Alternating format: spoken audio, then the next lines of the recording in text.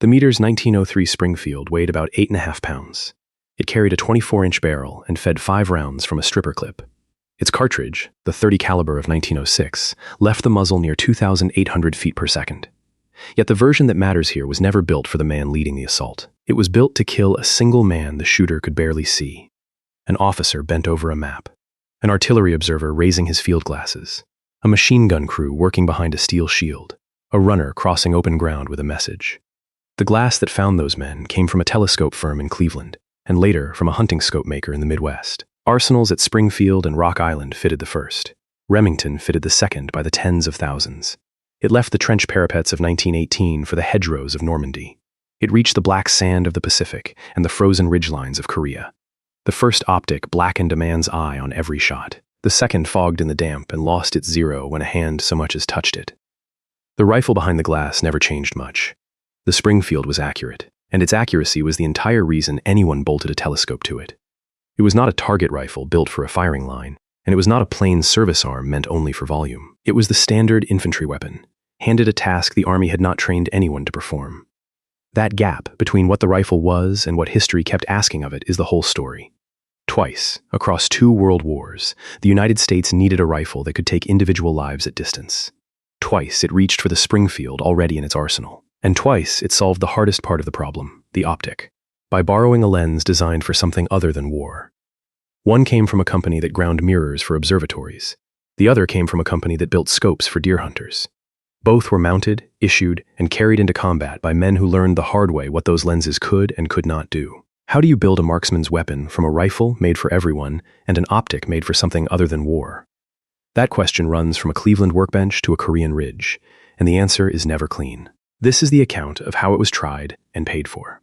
The forgotten lesson of an earlier war, the telescope makers who armed a sniper, the sight bolted to the wrong side of the receiver, the black eye that came with every trigger pull, the 20 years America spent forgetting all of it, the trials that chose speed over reach, the stamped rifle that became a sniper's tool, 2.5 power measured against 8, and an old rifle that refused to retire, on schedule. It would travel from telescope benches to trench schools, from arsenals to hedgerows, from the Argonne to Iwo Jima to the ridgelines above the Chosin, and it would leave behind a puzzle collectors still cannot fully solve.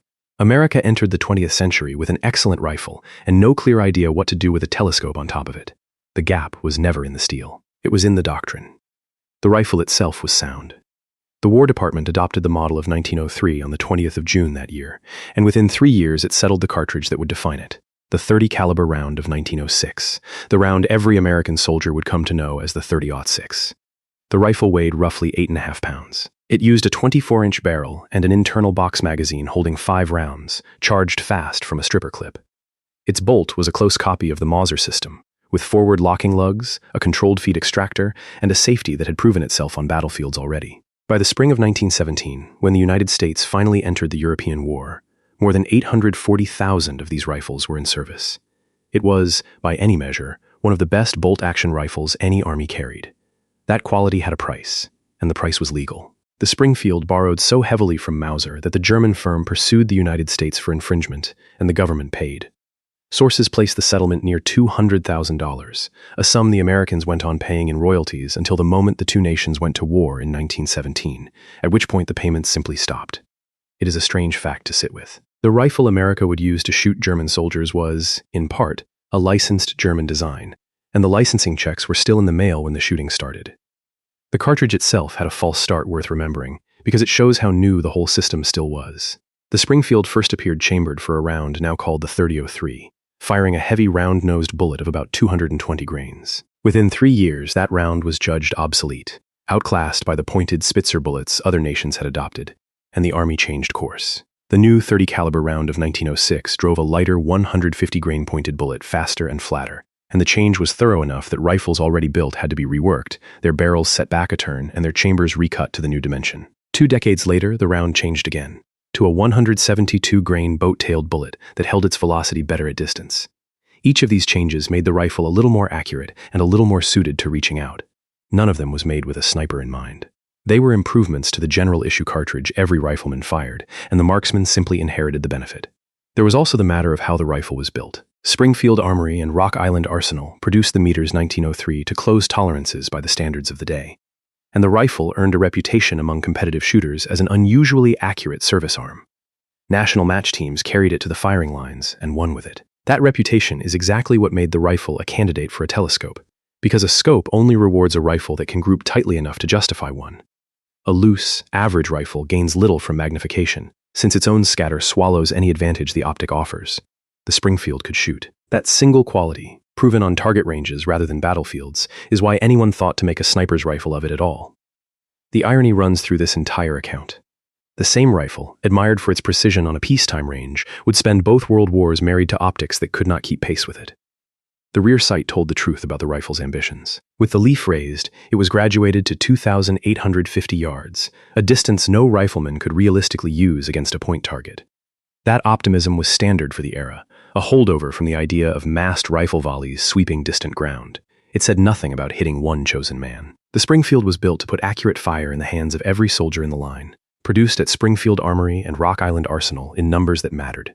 It was a mass-issue battle rifle, first, last, and by design. That is where the popular picture goes wrong. The Springfield is often remembered as though it arrived ready to be a sniper's rifle, a precision instrument waiting for a scope. That claim needs restraint. The rifle was accurate enough to reward a telescope, which is not the same as being built for one. The army that adopted it had no sniper program to speak of, no standard optic, no school, and no doctrine for how a scoped rifleman would be selected, trained, or used. The accuracy was real. The plan for exploiting it did not exist. That mismatch defined everything that followed. A rifle this good invited a telescope. An army this unprepared had no idea what to hang on it, or how. The advantage was the rifle's inherent precision. The cost was that the precision sat idle, waiting for a doctrine no one had written and an optic no one had standardized. Someone would eventually have to solve the optic in a hurry, under wartime pressure, with whatever industry could supply. That pattern, accuracy on hand, optics improvised, doctrine missing, was not new to the United States. It was simply forgotten. Consider the ordinary soldier at the center of that design, because he is the measure of what the rifle was for. He was not chosen for exceptional eyesight or steadiness. He was any of the millions the country would put in uniform, and the rifle was built to make that average man dangerous at the ranges of ordinary combat, to feed reliably, to survive mud and neglect, and to be produced in quantities no custom shop could match. Everything about it pointed toward the many rather than the few. The 5-round magazine, the rugged sights, the tolerances a mass production line could hold, all of it served the goal of arming everyone to a common standard. A sniper's rifle points the opposite way. It serves the one exceptional man, tuned to his eye, fed special ammunition, handled with a care no line soldier could spare. To make a sniper's rifle of the Springfield was to take a weapon designed for the average and bend it toward the exceptional, and that bending, never fully successful, is the tension that runs through both wars. The rifle was always, at heart, everyone's. History kept borrowing it for the one. The idea of killing chosen men through a telescope had already been proven on American soil. It had been proven half a century earlier. In a war, Americans fought against each other, and then it had been allowed to lapse until almost no one in uniform remembered it. The phrase, America's first sniper rifle, is a good title and a shaky fact.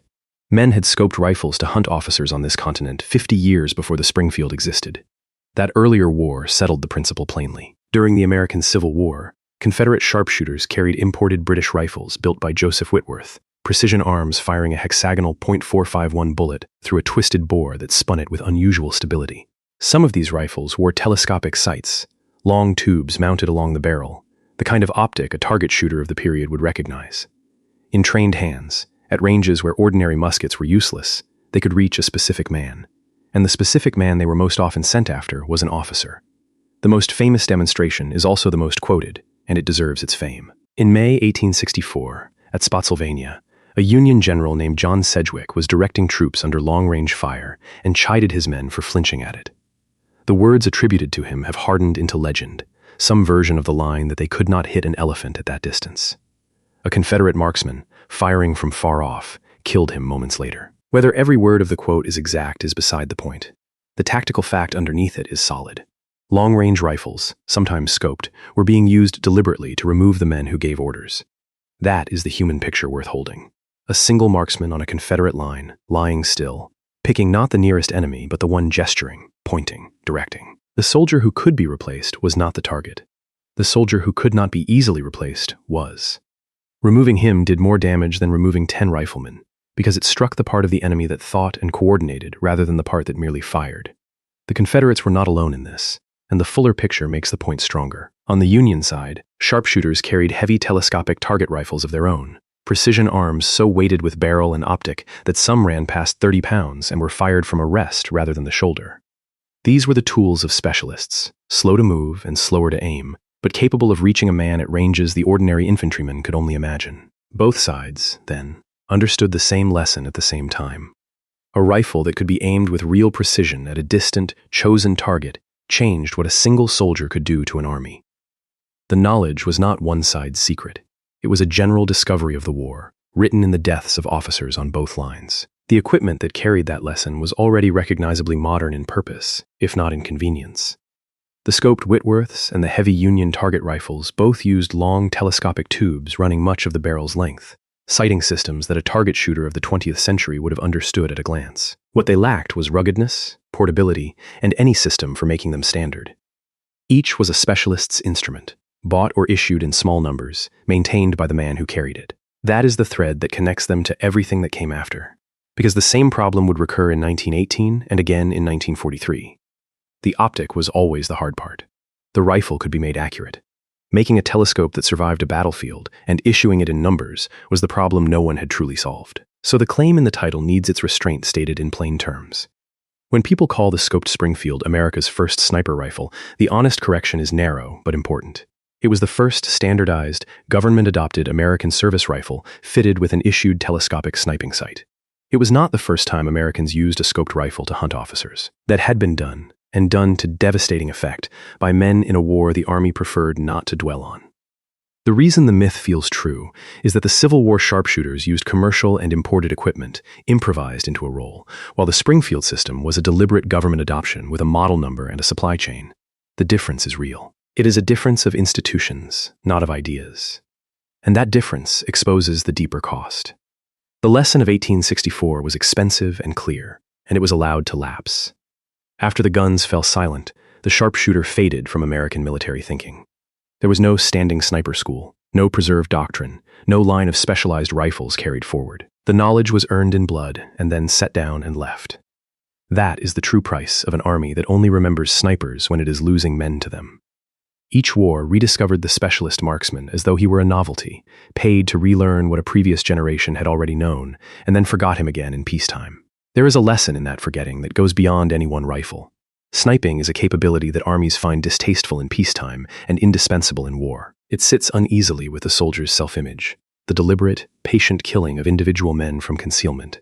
And in the long quiet between wars, it is easy to let the schools close, the rifles go to storage, and the doctrine fade, because no one is being killed by the enemy's snipers to remind the institution what the neglect will cost. Then the next war comes, the casualties mount, and the same institution scrambles to rebuild in months what it took years to learn the first time. The Civil War taught the lesson, and it was forgotten. It would be taught again in 1918 and forgotten again. The pattern is not an accident of one careless generation. It is the natural drift of an army that would rather not think about the specialist marksman until the specialist marksman is killing its officers. By the time the United States finally built a scoped service rifle of its own, the men who designed the critical piece had no memory of Whitworth rifles or Spotsylvania. They were not gunmakers at all. When America at last reached for a telescopic sight to put on the Springfield, it turned to a firm whose ordinary work was pointing lenses not at distant soldiers, but at the stars. Warner and Swayze of Cleveland ground precision lenses and built machine tools. They made instruments for observatories. The Army asked them to build a sight that could find a man's chest at 400 yards. The firm's founders were not weapons men. Worcester Reed Warner and Ambrose Swayze had built a reputation on precision itself, on machine tools and on large astronomical telescopes, the kind of optical work measured in fractions of a wavelength. Precision was their trade, and precision was exactly what a sniping sight demanded. So when the Army wanted a telescopic musket sight for the Springfield, this was, in a certain logic, a reasonable place to look. The result was the telescopic musket sight, model of 1908. The instrument reflected its makers. It was a prismatic sight, using internal prisms to fold the optical path and keep the tube short, magnifying 6 times. It weighed about 2¼ pounds, a real mass hanging off a rifle. It cost in the neighborhood of $80 each, a serious sum for the period. Its reticle carried a crosshair and 3 stadia lines, The horizontal marks a trained shooter could use to estimate range by the apparent height of a target. In catalog terms, it was a sophisticated piece of optical engineering, exactly what a company that knew how to bend light with discipline would produce. The Army did not commit all at once. The procurement trail reads like a series of cautious experiments. 25 sights were bought in 1906 for testing, 1,000 were ordered in 1909, 10 more were purchased in 1910, and another 1,065 in 1911. These were not the numbers of a settled program. They were the numbers of an institution feeling its way, buying in batches, evaluating, adjusting. A revised pattern followed, the model of 1913, which actually reduced the magnification from 6 power to about 5 2/10. That sounds like a step backward and was in fact a fix. Lowering the magnification widened the field of view, giving the shooter more ground to see, and it improved the brightness of the image. The same optical logic even sent the sight onto another weapon entirely, the B'nai Mercy light machine gun of 1909, where a magnified sight had its own uses. That history corrects a comfortable myth. Popular retellings like a single inventor, a lone genius who dreamed up America's sniper sight. The record shows something more ordinary and more institutional. The sight was a company product, developed and refined across years of Army trials, revised from one model to the next in response to testing. No single hand conjured it. It was engineered, bought in lots, criticized, and changed. The myth of the lone inventor feels satisfying because it makes a clean story. The evidence supports a committee, a contract, and a series of revisions. The stadia lines deserve a closer look because they show how much thinking the makers poured into the sight. A sniper's hardest problem, after holding steady, is knowing the range, since a bullet drops steadily over distance and a guess of 100 yards can turn a hit into a clean miss. The 3 horizontal marks in the sight gave the shooter a way to solve that problem with the optic itself. Knowing the rough height of a man, he could judge how much of the sight picture that man filled between the marks and read his distance from it. It was a clever, self-contained range-finding method built into the glass, the kind of feature an instrument maker devises when he understands that the sight is not merely a magnifier but a measuring tool. The same optical sophistication is why the Army was willing to hang so heavy and costly a device off a service rifle at all. The sight's usefulness was not even limited to the rifle. The Army mounted the same telescopic musket sight on the B'nai Mercy machine gun of 1909, a light automatic weapon where a magnified optic could help a gunner place his fire on a distant point. That crossover says something about how the Army thought of the instrument. It was not conceived narrowly as a sniper's scope, but as a general-purpose military telescope, a precision aid that could be fitted wherever accurate long-range aiming mattered. The sniping role was one application among several, which is part of why the sight was never perfectly suited to any of them. It was a capable instrument asked to do many jobs, rather than a purpose-built sniper scope refined for one. That breadth of purpose sat oddly against the narrowness of the shooting it was meant to enable. A sight designed to serve rifles and machine guns alike, developed by a firm whose real business was observatories and machine tools, was now expected to help one hidden man kill one exposed man at 400 yards. The gap between the instrument's general competence and the specific, intimate task in front of it is the gap this whole story keeps returning to. The tool was always adapted, never bespoke. The engineering also carried a trade-off written into its physics. A prismatic sight could be compact and bright, folding a long optical path into a short, sturdy tube that could ride a rifle's recoil. That compactness was genuinely useful. But the same design left the shooter with very short eye relief, meaning his eye had to sit close to the glass to see the full picture. On a rifle that recoiled hard, a close eye is a vulnerable eye. The advantage of a short, tough, bright sight was bought with a distance measured in inches, the small gap between a man's eye and a piece of steel driven backward by a .30 caliber cartridge. Who paid that cost would become clear the moment the sight went to war. It was the man behind it, and he paid in bruises. It is worth pausing on how unusual this arrangement was. An optics firm building a weapons sight for a government at the very dawn of military telescopic sighting.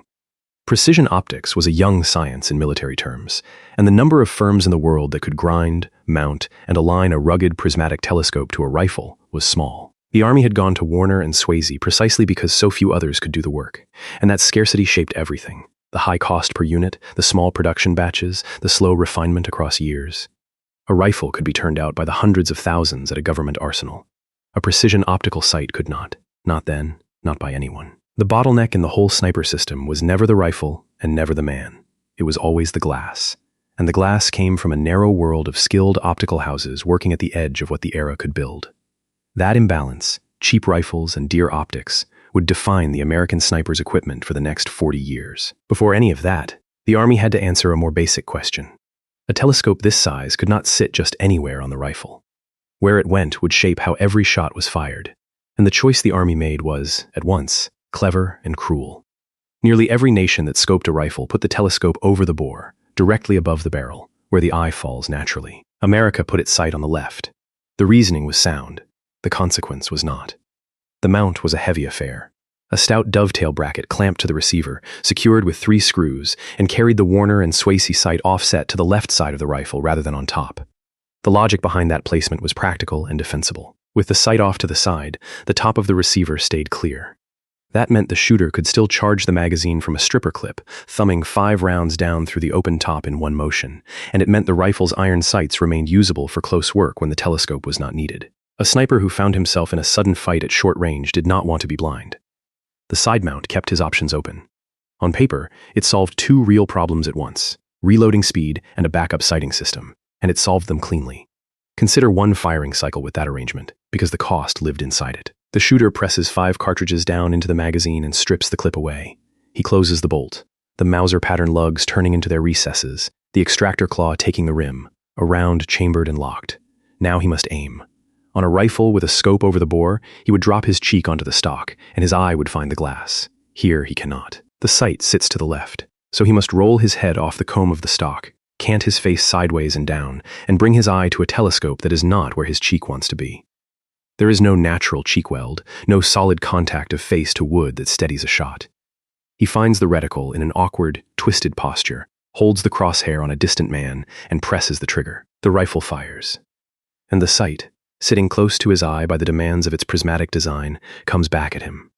The action underneath that awkward posture was, at least, superb, and it is worth following through one complete cycle. The shooter lifts the bolt handle, and the act of lifting cams the bolt back a fraction, breaking the fired case loose from the chamber walls in what gunmakers call primary extraction, the mechanical advantage that frees a stuck case with the leverage of the handle rather than the strength of the arm. Lifting also cocks the striker, compressing the mainspring against the coming shot. He draws the bolt fully rearward. The long claw extractor, gripping the rim of the spent case, drags it back until it strikes the ejector and flips clear of the receiver. Now, the bolt rides forward again, and its face strips the topmost cartridge from the magazine, the rim sliding up under the same claw so that the round is held and controlled from the instant it leaves the magazine to the instant it fires, the feature that made the Mauser system so trusted. The cartridge glides into the chamber. He turns the handle down, and 2 locking lugs at the head of the bolt rotate into their seats in the receiver ring, locking the action against the full pressure of the .30 caliber round. The rifle is ready. His finger takes up the first stage of the trigger, then the second, and the striker falls. All of that happens below a sight the shooter cannot look through in a natural position. That is the cruelty folded into the cleverness. The action is one of the finest bolt mechanisms ever fielded, smooth, strong, and sure, and the man working it must do so with his head twisted off the stock, his eye reaching left, his cheek finding no wood to rest against. The rifle's excellence and the sight's awkwardness sit inches apart, bolted to the same receiver, pulling the shooter in 2 directions at once. That is the man to picture. The sniper, with his neck bent off the stock, reaching his eye toward a sight mounted where a human face was never meant to go, holding that strained position through the shot and the recoil that follows. The side mount is sometimes dismissed, in hindsight, as simply a mistake, a clumsy answer from an army that did not know better. That dismissal is too easy. The placement solved genuine problems that mattered in a real fight: fast reloading and retained iron sights, and it solved them for defensible reasons. The engineers were not fools. They were trading one set of difficulties for another, and they chose to keep the rifle flexible at the cost of the shooter's comfort and stability. Whether that was the right trade is a fair debate. That it was a deliberate trade, and not mere ignorance, is the point the popular version misses. The ledger, then, is plain. The advantage was a rifle that reloaded quickly and kept its backup sights. The cost was the loss of a natural, repeatable aiming position, the very thing a precision shooter needs most. And the man who paid that cost was the sniper himself, forced into a bent-necked posture on every shot, denied the steady cheek weld that turns a good rifle into a consistent one. He absorbed the compromise in his own body. There is one more consequence of the side mount that only revealed itself with use. A sight bolted to the left of the receiver by a bracket and screws is a sight whose relationship to the bore depends entirely on those screws staying tight. The moment recoil worked them loose, the telescope no longer pointed where the rifle shot, and the shooter's carefully established 0 drifted away shot by shot without any visible sign until his rounds began to miss. A scope mounted solidly over the bore in a single ring set has fewer places to shift. The side bracket, with its offset leverage and its 3 small fasteners, gave the recoil a long arm to work against. So the same arrangement that kept the iron sights usable also built in a slow, creeping unreliability, a zero that would not hold, which no amount of skill behind the rifle could fully overcome. The shooter could do everything right and still miss, because the mount beneath his sight had quietly moved. That is the harshest kind of equipment failure, the kind that does not announce itself and steals the marksman's confidence in his own aim. In 1918, that awkward, thoughtful compromise crossed the Atlantic.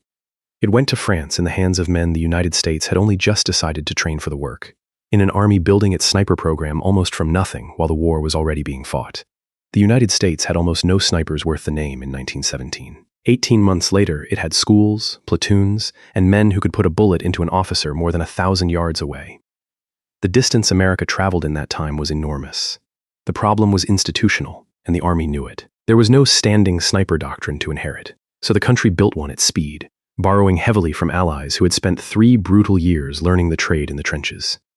Roughly 4,000 soldiers and Marines passed through sniper schools before deployment, and selected men were sent onward to the British and French schools in France itself. There, the Americans learned from instructors who had turned trench sniping into a science. Chief among them was Major H.V. Hesketh Pritchard, the commandant of a British sniping, observation, and scouting school, a man who had done more than almost anyone to drag British marksmanship out of amateurism and into method. The Americans were quick students. The French commander, Philippe Pétain, remarked on the American soldiers' partiality for sniping, a dry compliment from a general who had seen the war's worst. The organization took shape fast. Each battalion carried a sniper platoon inside its intelligence section, a home that said something about how snipers were understood, not merely as shooters, but as eyes, as gatherers of information about the enemy. A lieutenant or a sergeant led the platoon, which was broken into small teams of 3 to 5 men. The equipment followed a table of allowance that set a modest number of telescopic sights per division, on the order of 96. These were not armies drowning in optics. They were forces given a handful of precision instruments and told to use them where they counted. The men behind the rifles were a varied lot, and some of their stories survive. Lieutenant Edward Klepfer had pitched in the major leagues, a New York Yankee with a 14-4 record in 1917, and he found himself leading a sniper platoon thrust into the German spring offensive of March 1918. Corporal John Henry Pruitt of the 6th Marines earned the Medal of Honor, the first ever awarded to a sniper, for actions of extraordinary aggression. A Marine named Walter Cook rose from private to gunnery sergeant after accounting for a dozen Germans and taking command when his leaders fell. Among the most effective marksmen were Native American soldiers whose names reached the records. Men drawn from the Klamath, the Choctaw, the Cherokee, hunters before they were soldiers, who brought a lifetime of fieldcraft to the trenches. Some of the most effective were men who had grown up with a rifle in their hands long before the Army issued them one. Native American soldiers filled the sniper roles in numbers out of proportion to their share of the ranks, and several names survive in the record, men remembered as Klamath, as Choctaw of the 312th Infantry, as Cherokee, hunters, and marksmen who brought skills the Army could never have taught in a few months of school.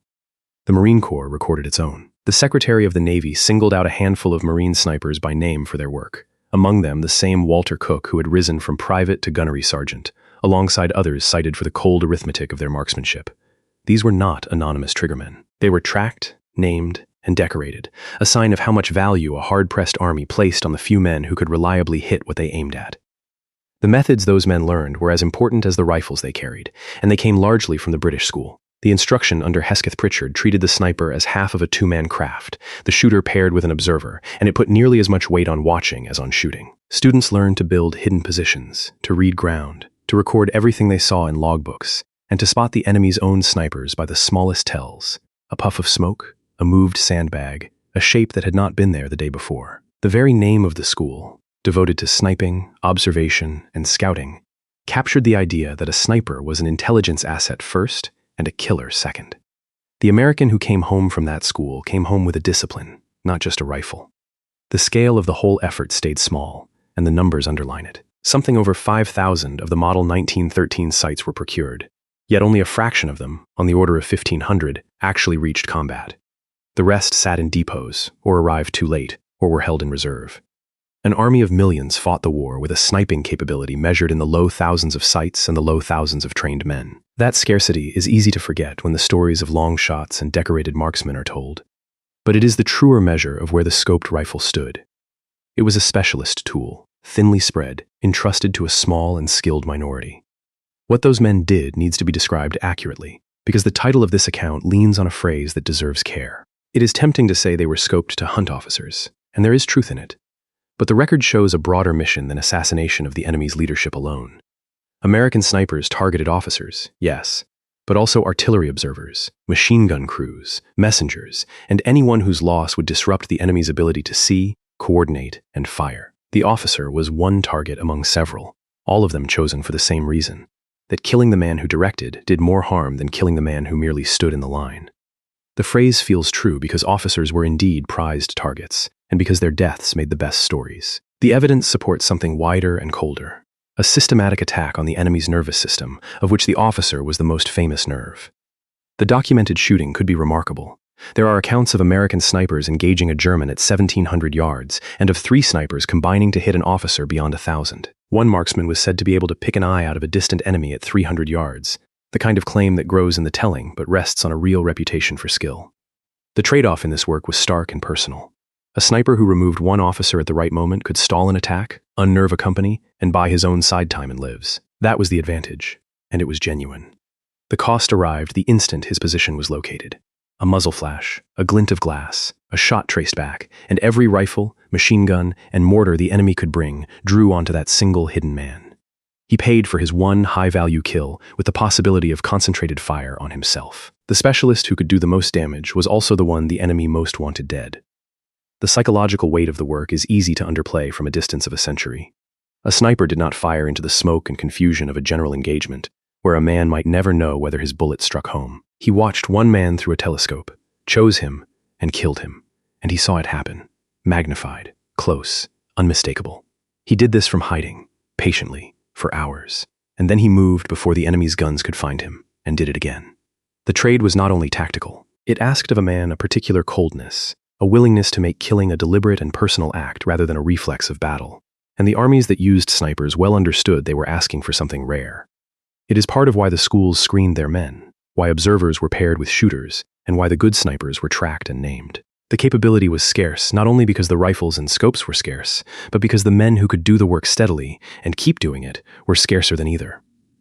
The rifle could reach those targets. It was accurate enough, and the men were skilled enough. But the sight bolted to its side was, quietly and steadily, failing the very men who trusted it, in ways that had nothing to do with marksmanship and everything to do with the limits of the glass. The Warner and Swayze sight performed well in the catalog. In the mud of France, it fought the man using it. The instrument that was meant to help him kill kept punishing him instead. The most infamous failure was also the most personal. The sight used a rubber eyepiece pressed close to the shooter's eye, a consequence of its short eye relief. Under recoil, that rubber cup suctioned against the face and drove back into the eye socket, and the result was a blackened eye on very nearly every trigger pull. Men learned to dread the shot before they took it. Some cut holes in the rubber to break the suction. Others tore the eyepiece off entirely and did without. A sight that bruises its user on every firing does more than hurt him. It teaches him to flinch, to anticipate the blow. And a flinching shooter is a missing shooter. The optical engineer, W.C. Crossman put the problem with a period phrase, saying the sight could make a flincher out of a cigar store Indian, meaning it could unsettle even the steadiest, most wooden-nerved man alive. The eye was only the beginning.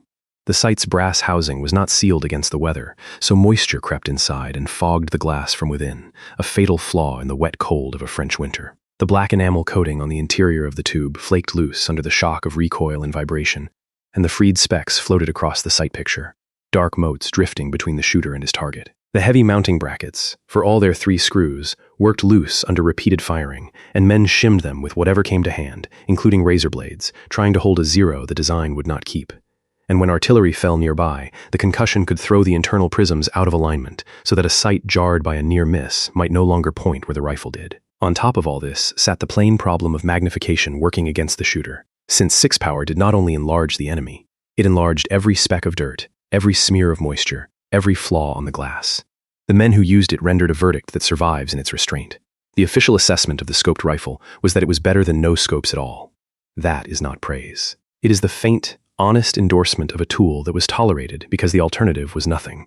A sniper with the Warner and Swayze could reach targets he otherwise could not touch, and that was worth something real. But no one who carried it into the line mistook it for a fine instrument. There was a rival, and its story sharpens the point. The Winchester A5 was a commercial telescopic sight of about 5 power, mounted in the conventional place over the bore, and it was admired by the men who used it. Competitive marksmen preferred it, and the Marine Corps favored it, mounting it on Springfields through their own armorers. The Army bought a few hundred of these sights before the war ended. But the F5 was a delicate target scope, built for the range rather than the trench, and it proved fragile in the field. So the American sniper of 1918 was caught between two imperfect answers: a rugged prismatic sight that bruised and fogged, and a clearer commercial sight too fragile for hard use. Neither was what he needed. Each failed him in its own direction. The failures compounded one another, which is the second-order problem worth naming. A single flaw a man can work around. A bruised eye alone might be endured with a cut eye cup. Fogging alone might clear in dry weather. Loose brackets alone might be shimmed and checked. But the flaws arrived together and fed each other. A sight that fogged also shed enamel specks into the same dim picture. A mount that loosened also let the sight shift under the recoil that was already blackening the shooter's eye. Artillery that threw the prisms out of true was the same artillery that filled the air with the dirt the 6-power glass then magnified. The sniper was not fighting one defect. He was fighting a system of defects, any one survivable, all of them at once corrosive to the confidence a marksman must have in his sight. And confidence, once lost, does not come back with a wipe of the lens. A man who has been punched in the eye by his own rifle 100 times does not fully trust it on the 101st, no matter how clear the glass that morning. So some of them stopped trusting it at all. Men reverted to iron sights for closer work, using the telescope only when the shot truly demanded reach, treating the sight as an occasional aid rather than a primary system. That was a rational response to an unreliable tool, and it was also a quiet admission that the scoped rifle had not delivered what it promised. The instrument meant to extend the rifleman's reach was, often enough, set aside in favor of the plain sights it was supposed to replace. That corrects the flattering memory of America's first sniper scope. It is easy, a century on, to imagine the Warner and Swayze as a proud beginning, a clever first step. The evidence describes a sight that was endured. It was mounted where a face could not comfortably reach. It blackened the eye, it fogged, it shed flecks of enamel, and it drifted off zero, and its highest recorded compliment was that it beat having nothing. The men made it work through skill and stubbornness, not because the glass rewarded them. It is fair, in fairness to the sight, to name what it did well, because a balanced verdict requires it. The prismatic design was genuinely compact and bright for its era, and when it was clean, dry, tight, and undamaged, it gave a sniper a real and usable magnified picture of a distant enemy that no iron sight could match. Men did hit targets with it, at ranges that mattered, and those hits were not flukes. The sight's failures were failures of durability and ergonomics, of sealing and mounting and eye relief, not of basic optical capability. In a laboratory, on a bench, wiped clean, it worked. The trouble was that snipers do not fight in laboratories. They fight in rain and mud and cold, under shell fire, moving and hiding and firing hard recoiling rifles, and it was in exactly those conditions that the sight came apart. A tool that performs on the bench and fails in the field has not been badly imagined.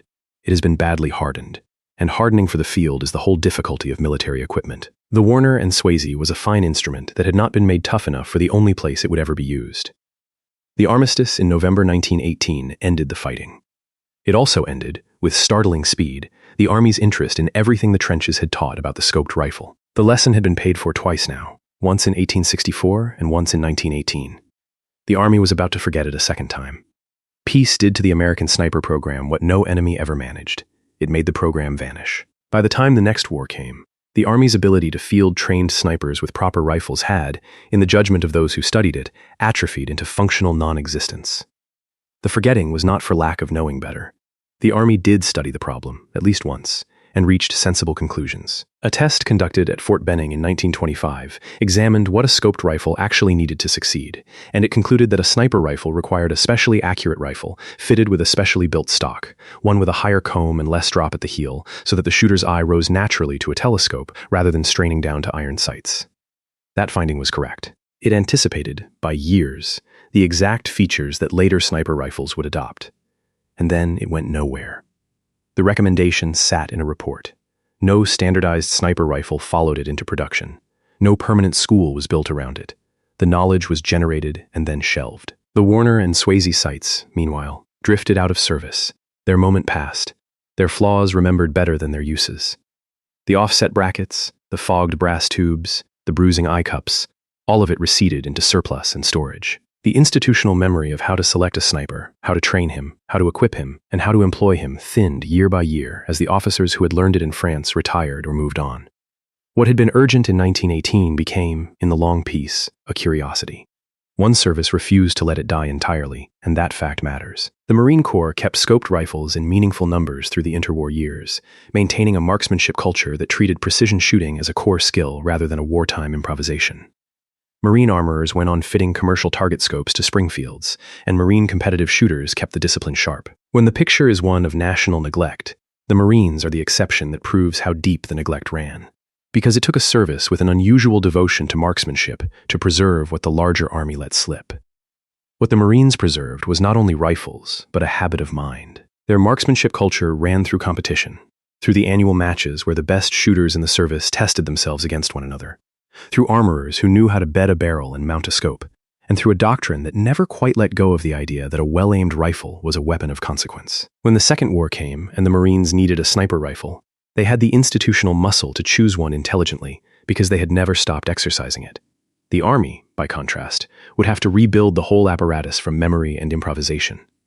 The difference between the two services in 1942 was not talent, it was continuity. One had kept the thread, the other had dropped it. The neglect had a human shape as well. The officers and sergeants who had run the sniper schools of 1918, who knew how to select a marksman and pair him with an observer and hide him in the ground, grew older and retired through the long peace, and the knowledge in their heads was not written into any standing program that could outlast them. When a body of expertise lives only in the people who hold it, and those people are allowed to disperse, the expertise disperses with them. That is how an army can study a problem, reach the right answer in 1925, and still enter a war in 1941 with almost nothing to show for it. The report survived. The living knowledge did not. The comforting version of this history imagines that America carried its hard-won sniper lessons forward between the wars, building steadily on the experience of 1918. It did the reverse.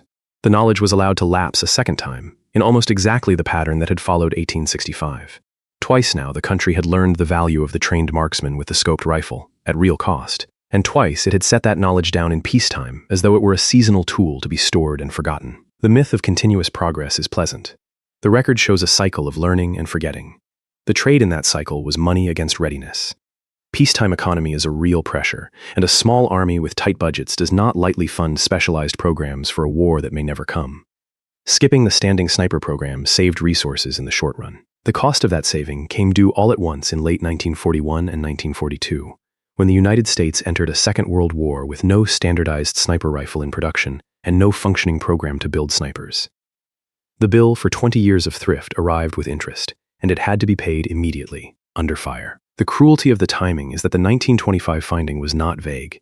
It described, with real precision, the rifle that would eventually be needed, a specially accurate arm with a stock shaped to lift the eye naturally to a telescope, a high comb, less drop at the heel. Those are the defining features of a purpose-built sniper rifle, and an army that acted on them in 1925 could have entered the next war with a mature, tested weapon and a trained cadre to use it. Instead, the finding became a document, and the document became dust. And when the war came, the same features had to be rediscovered, argued over in trials, and compromised away under production pressure. The knowledge had existed, and had been allowed to lie fallow. That is a particular kind of waste, worse than ignorance, because ignorance can be forgiven, and forgetting cannot. The Army had known the answer, and had simply failed to keep it. So when the shooting began again, the Army had to conjure a sniper rifle in a hurry. And hurry, more than any careful judgment, would decide what that rifle became. Late in 1942, the Infantry Board sat down to choose a sniper rifle for a nation already at war. Almost every decision it made favored getting rifles into soldiers' hands quickly over building the finest rifle the country could produce. The board's task was to settle three things at once: the rifle, the optic, and the mounting, and it approached them as practical men under pressure rather than as perfectionists. Formal trials in November of 1942 worked through the options. A fine commercial rifle, the Winchester Model 70, was considered and set aside for logistical reasons, because introducing a new civilian rifle and its supply needs into a wartime system straining to arm millions was a burden the Army did not want. That left the weapons already in mass production. The board looked hard at the Meters 1 Garand, the new semi-automatic service rifle, and at the old bolt-action Springfield, and for this specific job it leaned toward the Springfield. The reasons were sound. The bolt gun was a known, accurate quantity, its action easy to mount a scope over, its behavior on the target predictable. Testers favored the national match version of the Springfield fitted with a Type C stock, the full pistol grip pattern prized by competitive shooters for the control it gave. The choice of optic revealed the board's whole philosophy. The evaluators compared the Marine style of sniping, built around large, powerful target scopes, against a humbler approach built around a compact hunting scope. They examined high-magnification target sights of the kind John Unertel made, magnifying 8 times, and they rejected them for field use. Their objections were about ruggedness and practicality, the bulk of the big scopes, their fragility, and the awkward, slow-shooting positions they demanded. In their place, the board endorsed a small commercial hunting scope, the Weaver 330C, magnifying 2.5 times. They praised it in exactly the terms a soldier's equipment ought to earn, calling it very compact and sturdy, and noting approvingly that it had been used extensively by sportsmen in all climates. Its adjustment knobs, giving tactile feedback as the shooter dialed elevation and windage, were held up as a virtue. The rifle was adopted formally in January of 1943, on the 14th of the month. Picture the officer making that call. He holds a large, delicate 8-power target scope in one hand, capable of showing a distant enemy in fine detail but liable to fog, to shift, and to break under hard handling, demanding a slow and exposed firing position. In the other hand, he holds a small, tough 2.5-power hunting scope that has survived deer seasons in rain and snow and cold, that shrugs off knocks, and that lets a man shoot from a natural position. His war is not a target range. It is mud, salt, sand, and rough transport. He chooses the little scope. Given his priorities, it is hard to say he chose wrong. The leaning toward the bolt-action Springfield over the new Garand had a mechanical logic that is easy to miss. The Garand was the better fighting rifle for most soldiers, semi-automatic, fast, and reliable, but it carried an awkward feature for a sniper. It ejected its spent cases upward and to the side, flinging them clear over the top of the receiver, exactly the space where a scope wants to sit directly above the bore. A telescope mounted centrally on a Garand would foul the ejection or block the loading of its clip, which is why scoped Garands, when they came, had to carry their optics offset to the left, reviving the very side-mount awkwardness the trenches had taught men to hate. The Springfield had no such problem. Its bolt could be worked around a scope sitting cleanly over the bore. Its action was long familiar, and its accuracy was a known quantity. For a rifle whose whole job was the careful, single, aimed shot rather than volume of fire, the old bolt gun was the simpler foundation. The board's choice was conservative, and it was defensible. The insistence on the sportsman's scope came from the same practical instinct. The evaluators kept returning to the fact that the little Weaver had already been proven, not in a laboratory, but in the field, by hunters who had carried it through rain, cold, dust, and rough handling across years of use in every climate. That was evidence of a kind no military trial could quickly reproduce, the accumulated testimony of thousands of ordinary users in bad conditions. A target scope might be optically superior on a calm day at a known distance, but it had not survived a decade of being dragged through the woods on a saddle scabbard. The board weighed proven ruggedness against theoretical performance and chose the rugged option, on the reasonable ground that a scope which fails in the field is worse than a modest scope that endures. The easy criticism, made often since, is that the Army simply picked a bad scope out of ignorance, that it failed to understand what a sniper needed. That reading does the board an injustice. The evaluators knew the 2.5-power scope gave up reach. They chose a low-power hunting optic on purpose, for its durability and its place in an existing supply chain, and they accepted the loss of magnification as the price. It was a considered trade, ruggedness and availability bought at the cost of the far shot. Reasonable men could argue the balance was wrong, but it was a balance struck knowingly, not an accident of ignorance. What the board could not fully control was the distance between what it recommended and what a factory under wartime pressure would actually build. A trial can specify a hand-selected rifle with a carefully bedded barrel and a fine stock. Production, asked to deliver tens of thousands of rifles against a deadline, tends to reach for whatever is already flowing off the line and to trim every step that slows it. The board's careful preferences, the national match rifle, the well-shaped stock, the attention to accuracy, were exactly the sort of refinements that mass production sheds first. So a set of sensible recommendations, made by knowledgeable men, would be handed to an industry whose whole logic was volume and speed, and the industry would honor the recommendations where they were cheap and quietly abandon them where they were dear. That gap between the trial and the factory is where the real rifle was decided, and it is worth watching closely, because it is where the sniper rifle the Army wanted became the sniper rifle the Army got. The decisions, sound enough on paper, then passed into the hands of production. And production took the board's careful compromises and, under the relentless pressure to build fast and cheap, made them cheaper still. Winchester's custom shop and the Army's own national match armorers knew how to build a precision rifle by hand. Remington was handed a different assignment. It was told to make a sniper rifle out of the plainest Springfield in the wartime arsenal. The rifle that emerged was the Meters 1903 A4, and it was built by Remington alone. That fact corrects a common confusion, because Smith Corona, the typewriter company that also produced Springfields during the war, made none of the sniper version, despite the frequent assumption that it did. The A4 came from Remington and Remington only. Its foundation was not a hand-selected target rifle, but the Meters 1903 the war-simplified Springfield built with stamped sheet metal parts to speed production and cut cost. That was the starting point. A mass-production rifle designed for volume, now asked to serve as the base for a marksman's weapon. Roughly 20,000 receivers were set aside at the outset for conversion to the sniper configuration. The conversion was economical to the point of bluntness. A commercial Redfield Junior mount was fitted, holding the scope low over the bore rather than off to the side, a departure from the very side mount approach the earlier trials had discussed. To clear room for that mount, Remington shoved the rifle's markings out of the way, offsetting the maker's stamp to the left and driving the serial number to the far right, leaving a blank stretch of receiver where the markings would normally sit. That blank space, born purely of production convenience, became one of the surest ways collectors identify a genuine A4 today. The rifle wore a Type C pistol grip stock where blanks allowed, and where they did not, a compromise pattern called the scant stock, a half-measure semi-pistol grip forced by stock blanks cut too shallow to take the full shape. The bolt handle was forged with a concave sweep, bent down and away, so that it would clear the body of the telescope as the shooter worked the action. And then there was the omission that would draw the most criticism. The A4 was fitted with no iron sights at all. None. The front and rear sights were simply left off, so that a rifle whose only aiming system was a commercial scope had nothing to fall back on if that scope was damaged. The optic itself was the Weaver 330C in militarized form, designated the Meters 73B1, magnifying 2.5 times, its reticle a crosshair or a tapered post. It was, by the frank admission of the record, not moisture resistant. It fogged in damp air. Its retaining screws worked loose, and it would not reliably return to zero if it was removed and refitted, which meant a soldier who took the scope off for any reason might find his rifle no longer shot where it looked. The rifle fired the standard 30-06 with a 150 grain meters 2-ball cartridge, reached out to an effective range of roughly 600 yards, and grouped somewhere between about 1.25 and 2 minutes of angle, which is to say it was accurate enough, its limits set less by the rifle than by the low-power glass on top. The production itself left fingerprints that collectors now read like a ledger. The rifles ran across several bands of serial numbers as Remington fitted the sniper work into its larger flow of Springfield output, some blocks even overlapping with ordinary rifles, and marked with a letter prefix to keep them apart. The barrels varied with wartime expedients, some cut with 4 grooves in the traditional way, and some with only 2, a simplification adopted to speed manufacture that had little effect on the rifle's practical accuracy.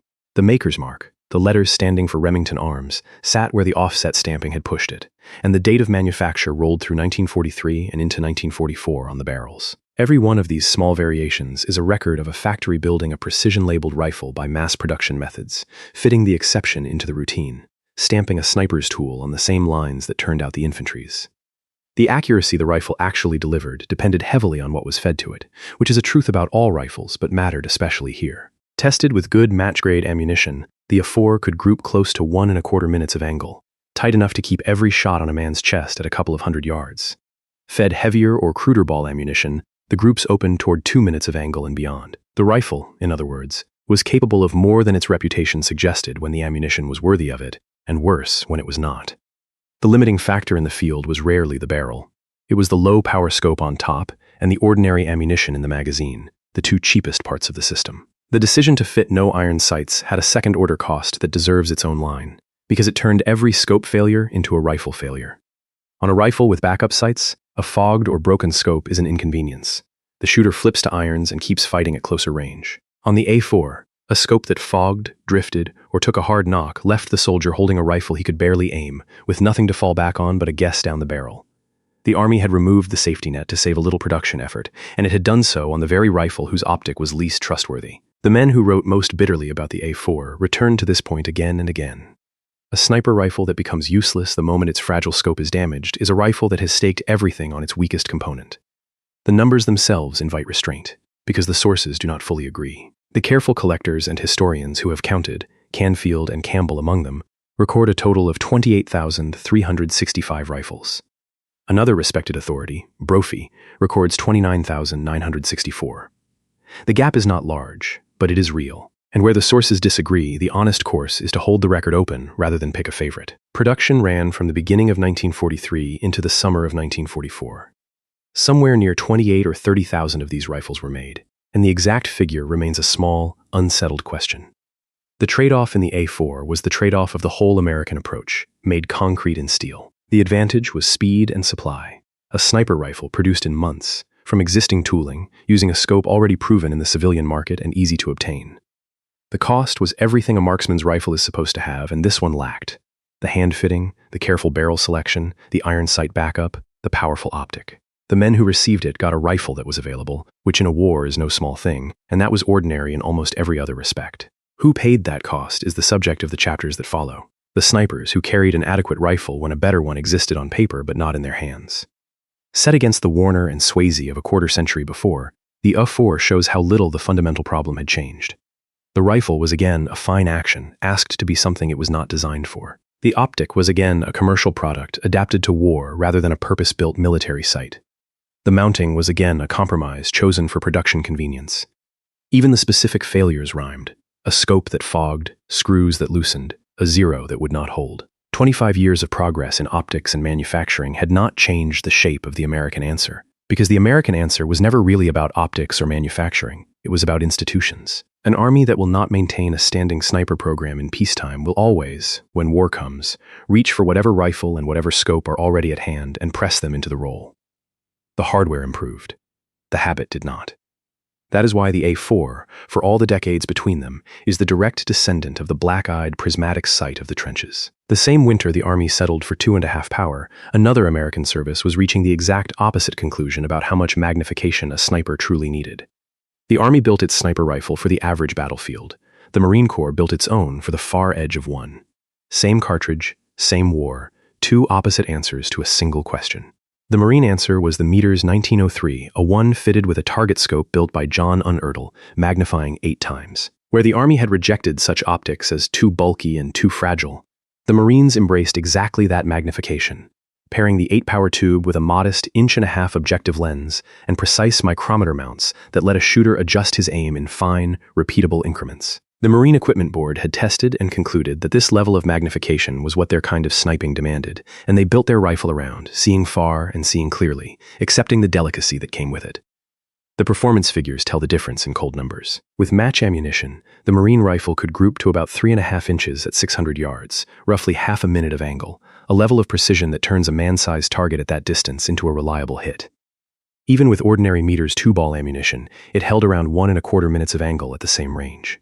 In the Pacific, and later in Korea, Marine snipers using this rifle recorded confirmed kills reaching out to 1,000 yards. That is the reach the Army had traded away.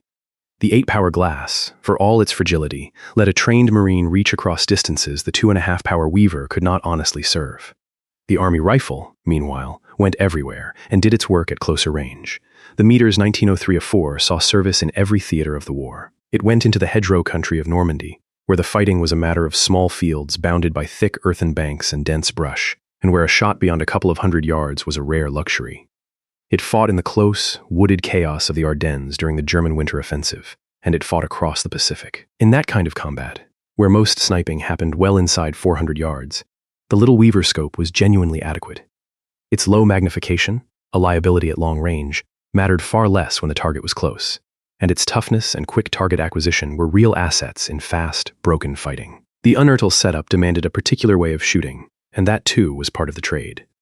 The long target scope rode in micrometer mounts, meaning the tube itself moved in its rings when the shooter adjusted his aim, and the sight had to be nudged back into place after recoil in the most precise work. This was the method of the target range brought to war: deliberate, slow, and exact, rewarding a patient man in a stable position and punishing a hurried one. In the Pacific, it fit the fighting more often than not. Marine snipers worked the islands. From the fights on Guadalcanal through the black volcanic ground of Iwo Jima, where a concealed marksman with a powerful scope could dominate open approaches and reach across distances that made the enemy's return fire wild. The 8-power glass earned its keep there, on ground where the shot was often long and the shooter often had the seconds his rifle demanded. The cost of that reach showed whenever the seconds were not there. A powerful target scope has a narrow field of view, so a Marine, glassing through it, saw only a small circle of the world and could lose a moving target that an open-sighted rifleman would have tracked easily. The delicate mounts and long tube were more vulnerable to the knocks of hard movement than the Army's stubby Weaver, and the slow, careful firing style that made the Unertl deadly at distance made it clumsy in a sudden close fight. The Marine had bought the long shot, and he paid for it, in speed, in field of view, and in fragility, exactly the qualities the Army had chosen to keep. Neither service could have both.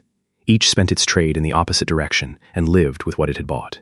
Set the two men side by side. On a Pacific island, a Marine lies behind an 8-power tube, glassing a distant tree line, waiting for a target hundreds of yards off to show itself, his rifle capable of reaching it if his skill allows. In a Norman hedgerow, an Army sniper crouches behind 2.5 power, watching a gap in the brush 150 yards away, ready for a German who will appear close and vanish fast. Each man holds the rifle his service chose. Each rifle fits the war that service expected to fight. The temptation is to declare one approach correct and the other mistaken, to say the Marines understood sniping and the Army did not. The truth is less tidy. Each choice suited the fight its service anticipated. The Marines fought across open ground and long island distances where reach paid for itself, and they were willing to accept a delicate, slow, powerful rifle to get it. The Army expected close European combat and mass production demands, and it chose a rugged, quick, ordinary rifle it could build and supply in quantity. Both were answering real conditions. Neither answer was foolish. The ledger for each is clean and opposite. The Unertl's reach was bought with fragility, with a scope that demanded careful handling and a slower, more exposed firing position to use its full power. The Weaver's toughness and speed were bought with reach, with a rifle that simply could not honestly serve the 1,000-yard shot. One service paid for distance with delicacy. The other paid for durability with range. Each got what it paid for. The contrast between the two services also settled a quiet argument about what a sniper is for. If the sniper's job is the long, deliberate shot at a distant, high-value target, the Marine answer was right, and magnification was worth its fragility. If the sniper's job is to be a superior rifleman embedded in the ordinary fight, taking closer shots faster and moving with his squad, the Army answer had merit, and ruggedness and speed mattered more than reach. The truth is that sniping is both of these things, in different wars and on different ground, which is why neither service was simply correct. The Pacific rewarded the Marine choice more often. The hedgerows of Europe rewarded the Army choice more often. Each service had, in effect, bet on the kind of war it expected to fight, and each was partly right and partly wrong, as anyone must be who commits to a single tool before the ground is known.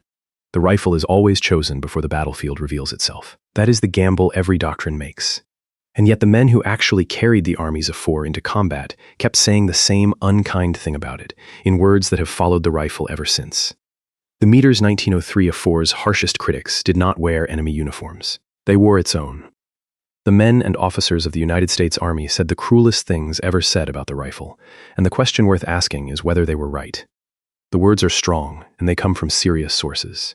Colonel William Brophy, one of the most knowledgeable authorities on the Springfield ever to study it, judged the A4 to be, at best, a poor excuse for a sniper rifle.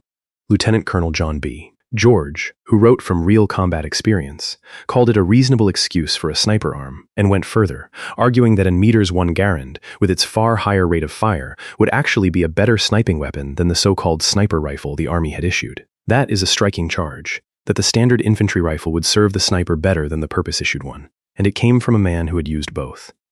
American troops themselves were skeptical of the rifle once range practice revealed its accuracy to be, in the plain assessment of the time, just above average. Respectable, but not remarkable. The specific complaints were consistent, and they were fair. The scope was the heart of them. The Meters 73B1 was optically limited, and it was fragile in the ways that matter to a soldier. It fogged in humid conditions, sealing the shooter off from his target at the worst possible moment. It would not hold at zero if it was taken off and put back on, which robbed the rifle of any easy field maintenance of its optic. Its low mounting and the absence of any iron sights meant that a soldier whose scope was damaged had, in effect, a rifle he could barely aim, and that the low scope position complicated even the simple act of loading. Every one of these was a real defect, documented and repeated by the men who lived with it. Picture that soldier honestly. He is a competent marksman, and he trusts the rifle underneath his hands, the Springfield action he knows to be sound. What he does not trust is the small commercial scope bolted above it, the piece he suspects will fog, or drift, or fail him when he most needs it. His confidence stops at the mount. The rifle is a friend. The optic is a gamble he did not choose. But the harsh verdict deserves its own restraint, because the case against the A4 can be overstated as easily as the case for it. The counter-argument is simple, and it is not weak. Availability is itself a capability, sometimes a decisive one. The A4 existed, in real numbers, when American troops needed a sniper rifle and no better option was actually in their hands. A superb rifle that does not exist helps no one. A merely adequate rifle that is present and issued helps a great deal. And the rifle's real limitation, its low magnification, mattered far less at the ranges where most of its shooting actually happened. Inside 400 yards, on the kind of target snipers usually engaged, the A4 could and did do the job. Its accuracy of 1 to 2 minutes of angle was enough to hit a man at those distances. The rifle was not a precision instrument for the 1,000-yard shot. It was a functional tool for the 200-yard one, and most shots were closer to the latter. The men who leveled these charges were not armchair critics, and that is what gives their words weight. Lieutenant Colonel George wrote from combat, a soldier who had carried rifles into real fights and formed his opinions where opinions are tested. When such a man says the standard infantry rifle would make a better sniper's weapon than the issued sniper rifle, he is not complaining about paperwork. He is saying that in the fight he knew, the ability to fire a fast second and third shot, to engage more than one target, to keep shooting when the first round missed, outweighed the modest precision advantage of a bolt gun wearing a weak scope. That is a soldier's argument, grounded in the texture of actual combat, and it cannot be waved away. And yet the counter-argument is also a soldier's argument, which is why the question stays open. The men who defend the A4 do not claim it was excellent. They claim it was there, in numbers, when the need was real, and that this counted for more than any specification sheet. A war does not wait for the perfect rifle to finish development. It is fought with what has been built, and the A4 had been built, tens of thousands of it, from tooling that already existed and a scope that could be bought by the crate.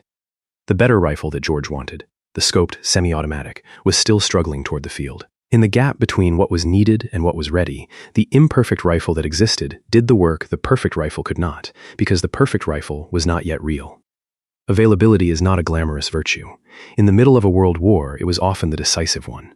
So both extremes need correcting. The A4 was not the worthless weapon its angriest critics implied, nor was it the fine sniper rifle nostalgia might paint. The honest verdict sits in between. It was an ordinary rifle wearing a hunting scope, outmatched beyond 400 yards and entirely adequate within them, and available in a way that a better rifle was not. The myth that it was useless feels true because its optic really did fail and its own soldiers really did complain. The myth that it was fine feels true because it really did serve, in every theater, and hit what it was pointed at within its range. The evidence supports a rifle that was good enough, and no more, which in the middle of a world war was often exactly enough. There is a deeper point buried in the complaint, and it is about what a rifle is measured against. The A4 looks worst when it is held up to the ideal of a purpose-built sniper rifle, a hand-fitted arm with a fine, high-powered scope and iron sight backup, the weapon the 1925 report had described. Against that standard, it fails, and its critics were measuring it against exactly that standard, because they knew it could have existed. But the A4 was never really competing against the ideal rifle.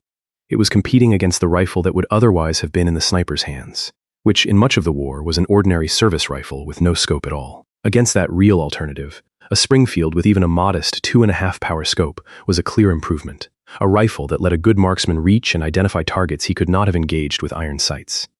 The rifle was a disappointment against what it should have been, and an advantage over what it replaced, and both judgments are true at once. Which one a man reached for depended on whether he was thinking of the rifle the army could have built, or the rifle the soldier would otherwise have carried. The army knew it wanted better, and the fix it reached for, a scoped version of the meters, one Garand, would answer the rate of fire complaint that George had raised. But that answer came slowly, and it created fresh problems of its own around mounting a scope on a self-loading action and keeping it zeroed. And so, whatever its critics said, the old bolt-action Springfield sniper simply refused to leave the field. The Meters 1903 A4 was built to be a stopgap, a temporary answer until something better arrived. It served through 2 more wars. The rifle America threw together in a hurry became the sniper rifle America could not manage to replace on time. Its longevity was not planned. It was the product of the same pattern that had created it, a system that improvised a solution and then leaned on that solution far longer than intended because the improvement kept lagging. The A4 fought through the Second World War, and when that war ended, it did not retire. It went to Korea, where American snipers used it on the ridgelines and in the frozen hills against a new enemy. It lingered into the early years of Vietnam, still being issued in a scattered way when purpose-built sniper rifles were scarce. Across those conflicts, it gave more than 20 years of service, an astonishing span for a rifle its own designers had regarded as a compromise from the day it was adopted. The successors were real, but they came slowly and in modest numbers. The Army did develop scoped versions of the Meters 1 Garand, the Meters 1C, and the Meters 1D, which put a telescopic sight on the semi-automatic rifle, and so answered the old complaint that a sniper wanted more than one shot before working a bolt. The Meters 1C was standardized as early as 1944, but standardizing a rifle and delivering it in quantity to the men who need it are different things, and the scoped Garands reached the field slowly enough that the old Springfield had to keep filling the gap. Availability, once again, decided more than doctrine. The rifle that was actually in the armory stayed in the fight, while the better rifle worked its way through production. Picture the last of these men. A sniper on a Korean ridge in the early 1950s, the cold deep enough to stiffen fingers and fog breath, aiming through a small commercial scope whose design belonged to a peaceful American deer season of the 1930s. The war around him is jets and heavy artillery, and a scale of firepower the men of 1918 could scarcely have imagined. In his hands is a bolt-action Springfield with a hunting scope, a design lineage running straight back to the trenches. The rifle is decades old in concept, and it is still, in that moment, doing the work.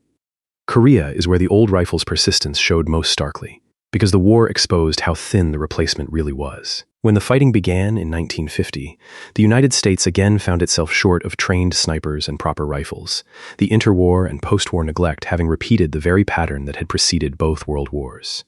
Units reached back into storage and pulled out what they had, and what they had included the A4, decade-old and unloved, alongside the scoped Garands and the Marines' uneartle-sighted Springfields. On the frozen ridgelines, in a war of fixed positions and long fields of fire, the scoped rifle again found work. And again, it was often an aging tool, doing a job newer weapons had been meant to take over. The scoped Garands existed, the meters 1C standardized during the last war, and the meters 1D following it.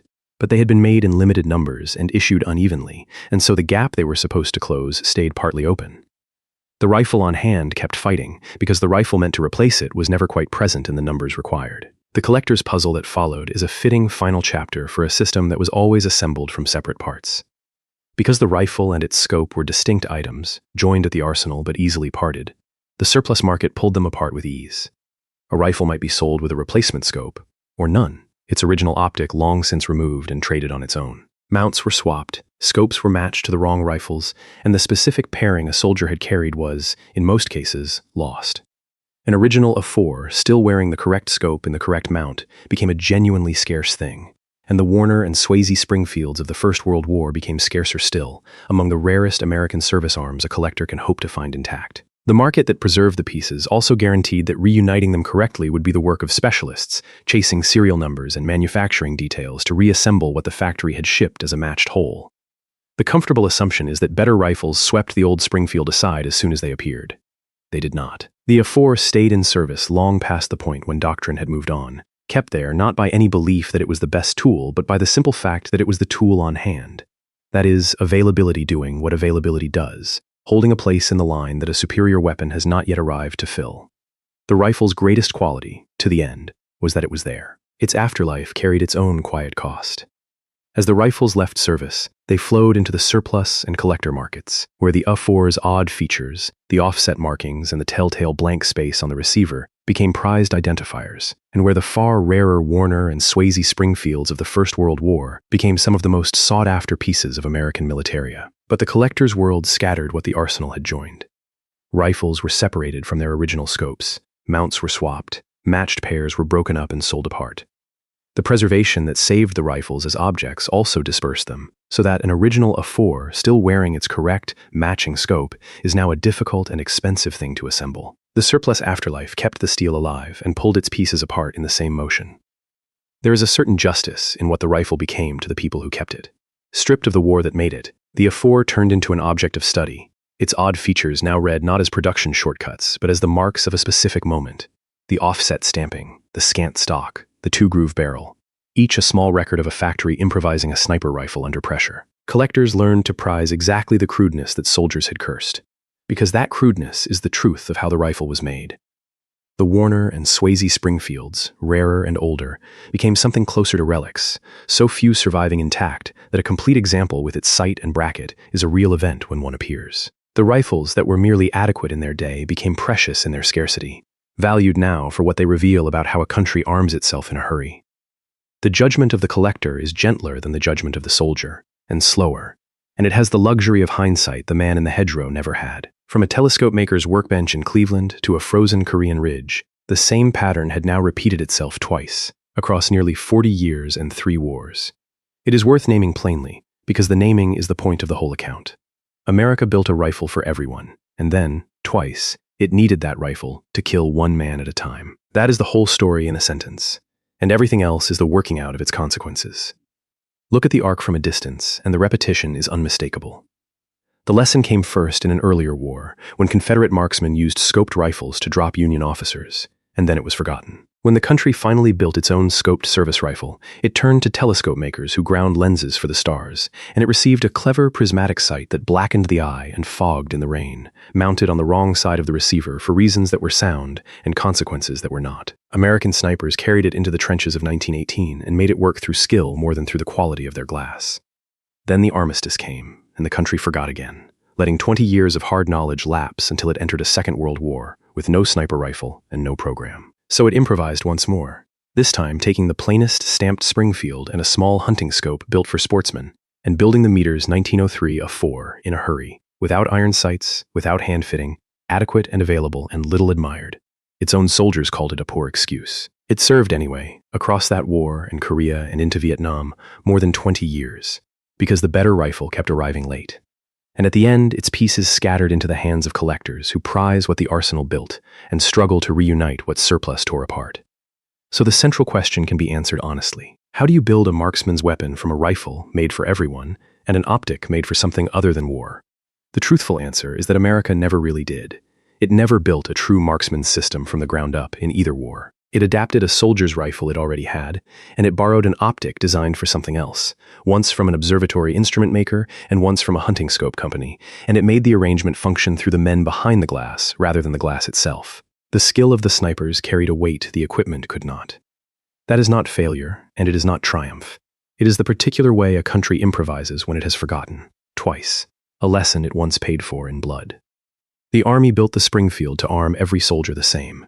History kept handing it to the one man told to aim at another's eye.